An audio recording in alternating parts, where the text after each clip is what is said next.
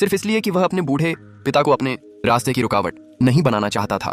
Karl ने घर की खिड़की खोल दी और ठंडी हवा और बर्फ को अंदर आने दिया। फिर उसने अपने पिता की पतली चादर उतारकर खुद ओढ़ ली अपने कमजोर पिता को। ठंड से कांपते देखकर कार्ल को जरा भी दुख नहीं हुआ, क्योंकि वह पूरे साल अपने पिता की देखभाल करने की वजह से अपनी जिंदगी नहीं जी पा रहा था। मास्टर बनने का सपना पूरा करने के लिए उसने अपने पिता को बेसमेंट में छोड़ दिया और पुराने घर में आग लगा दी। उसने उसी जमीन में अपने पिता और अपने पुराने अतीत को दफना दिया और उनके पास मौजूद एकमात्र कीमती चीज घड़ी भी अपने साथ ले ली। लेकिन उसे नहीं पता था कि यही फैसला उसकी दर्दनाक जिंदगी की शुरुआत बनने वाला है। पैसों की कमी के कारण कार्ल ने एक सर्कस में काम करना शुरू कर दिया।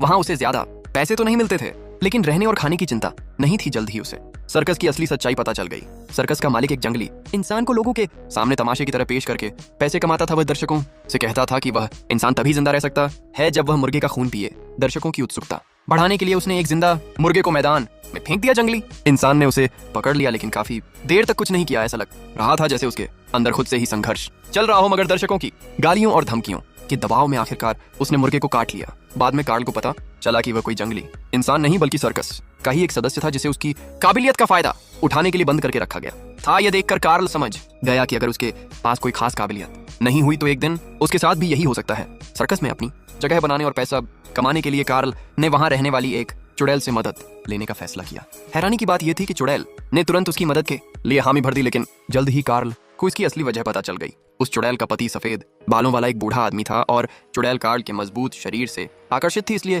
पति के बाहर जाते ही उसने कार्ल को नहाने के बदले पैसे देने की पेशकश की। कार्ल ने यह प्रस्ताव स्वीकार कर लिया। बाद में कार्ल को पता चला कि चुड़ैल का प्रदर्शन सिर्फ एक छोटा सा खेल था। असली रहस्य उसके पति के पास था। वह बूढ़ा आदमी किसी के शरीर में छिपी चीज का अंदाजा तक लगा सकता था। उसने कार्ल को चुनौती दी और कुछ देर ध्यान लगाने के बाद सही बता दिया कि उसके पास एक घड़ी है। इतना ही नहीं, उसने घड़ी की धातु और उसके बनने का साल भी बता दिया। कार्ल ये देखकर हैरान रह गया और उसने इस रहस्यमय कला को सीखने की इच्छा जताई। तब उसे पता चला कि इस विद्या की जानकारी एक खास किताब में लिखी हुई थी। आम लोगों को ये बातें सिर्फ बेकार की बकवास लगती थीं, लेकिन असल में उनके पीछे एक गहरा रहस्य छिपा था, बिल्कुल मोर्स कोड की तरह, जिसमें साधारण संकेतों के पीछे पूरा संदेश छिपा होता है। दुर्भाग्य से वह बूढ़ा आदमी कार्ल को यह रहस्य सिखाने के लिए तैयार नहीं था, लेकिन कार्ल ने ठान लिया था कि चाहे कुछ भी हो जाए उसे यह रहस्यमय विद्या सीखनी